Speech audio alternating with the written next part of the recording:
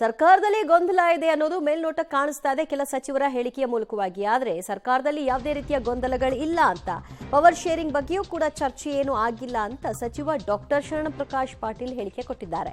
ನಮ್ಮ ಸರ್ಕಾರ ಸುಭದ್ರವಾಗಿದೆ, ಒಗ್ಗಟ್ಟಿನಲ್ಲಿ ಇದ್ದೀವಿ ಹೀಗಂತ ಕಲಬುರಗಿಯಲ್ಲಿ ಅವರು ಹೇಳಿಕೆಯನ್ನು ಕೊಟ್ಟಿದ್ದಾರೆ.